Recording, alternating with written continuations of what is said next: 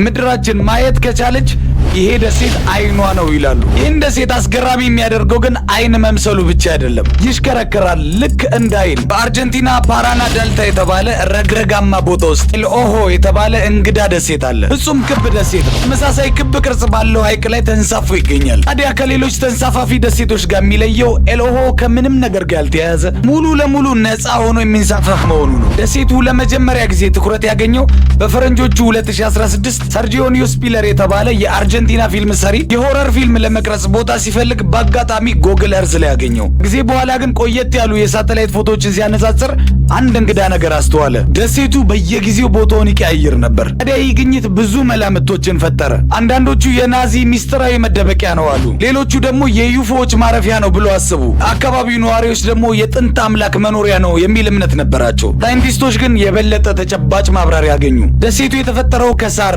ከእንክርዳድ እና ከበሰበሱ እጽዋቶች ስለሆነ ለመንሳፈፍ ቀላል እንዲሆን አድርጎታል አሉ። ሲሽከረከር ደግሞ ዙሪያው ያለውን ባህር ዳርቻ ቀስ በቀስ ይሸርሽሯል። ይህ ነው ደሴቱንም ሆነ ሐይቁን ወደ ፍጹም ክብነት የቀየረው። እውነታው ከልብ ወለዱ በላይ የሚያስደንቅ